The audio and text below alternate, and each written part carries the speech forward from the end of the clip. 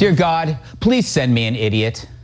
Trump can be and must be expunged. The terrorist Trump must be defeated, must be destroyed, must be devoured at the ballot box. His supporters and his collaborators and the Mike Lees and the William Barrs and the Amy Coney Barretts must be prosecuted and convicted and removed from our society. Chase, at least for a moment, Trump and the maggots off the stage. Welcome back, Keith. You were a mist. He's the time bomb that never stopped ticking. The hood ornament of Trump derangement. It's an odd success strategy. Display your madness and get clicks because people are curious about your tragic decline. And the worse you look, the more social media keeps you around, like a carnival clown in a dunking booth.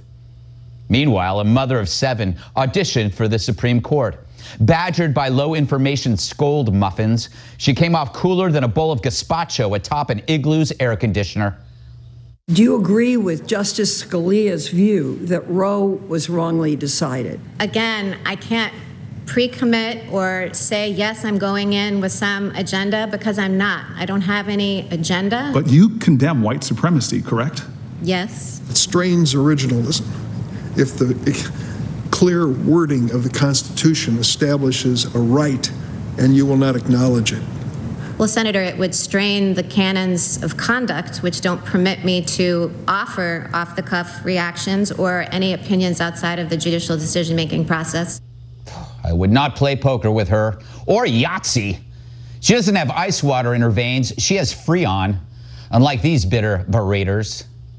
You were surrounded by a team of folks that helped prepare you for this nomination hearing. I have But let me finish if you don't mind. Oh, I'm so sorry. Is Roe a super precedent? How would you define super precedent? I might have thought someday I'd be sitting in that chair. I'm not. I'm up here, so I'm asking you. Okay, well, people use super precedent differently.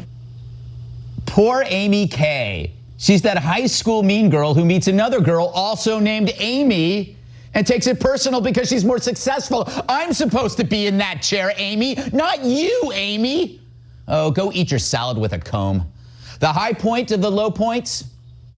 Since you became a legal adult, have you ever made unwanted requests for sexual favors or committed any verbal or physical harassment or assault of a sexual nature? No, Senator Hirono. Glad we settled that. I'd call Hirono an idiot, but what if she self-identifies as a moron? I'd hate to offend Dick Durbin.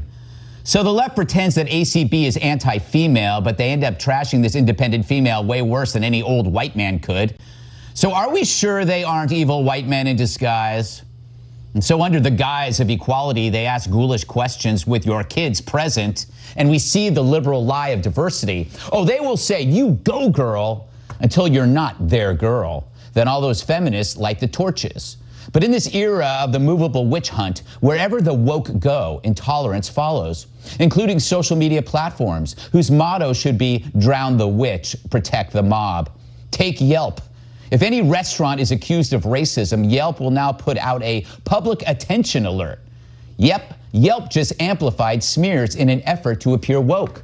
So if some loser's mad you don't serve artisanal ice cubes, he can cite bigotry minus any proof, and Yelp will flag your cafe, which makes employees and customers a target for abuse. Yelp should change its name to Help, because they're going to need it. So should Hunter Biden, and he's getting it from social media platforms. The New York Post breaks a story allegedly showing the spoiled, hard-partying brat exploiting dad's connections.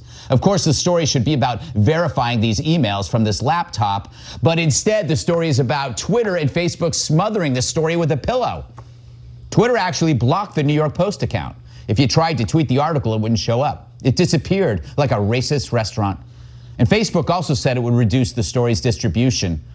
How noble of them, considering all those countless BS stories they and their media pals pushed down our throats for 4 years. The Steele dossier, the collusion scam, the Fine People lie, Covington, Smollett, Kavanaugh, leaked tax returns, phony smears about Trump offspring.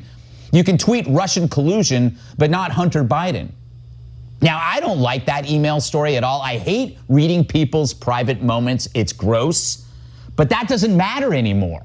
Here's why. If you said the Steele dossier mattered because it compromised Trump and foreign policy, then you got to say the same thing here.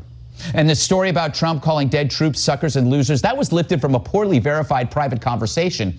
If that's okay, why not this? Facebook and Twitter weren't sticklers on that story. Fact is, the media would cite a non-sourced rumor about Trump eating orphans before you could sing Oliver. And now they're careful. You know, I used to think this anti-speech ideology would die once it left the campus. I mean, how could these brain-dead grads find jobs? But I was wrong. They found work everywhere. Yelp, Twitter, Facebook, Google, ESPN, Newsweek, Merriam-Webster, all zombies. Remember when the press told us that Trump was a threat to the press? No, it's the press that's a threat to the free press. Social media giants can erase stories they don't like while boosting the ones they love. All those wet bombshells. Why were they out there to begin with? They were always the stories that trended. The ones that took the top spaces at Google searches, or the ones repeated 5 times on Google's news page. They've been controlling all of this to control what you think or believe. So after years of smoking guns turning out to be smoldering nothings, here comes Hunter. I mean, this isn't a smoking gun, it's a smoking something. And no one in the media wants to take a puff. Are they finally trying to quit? No, it's just not their brand.